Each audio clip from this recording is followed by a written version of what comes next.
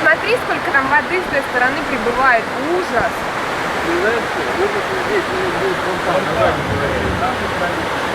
Там же вообще никуда не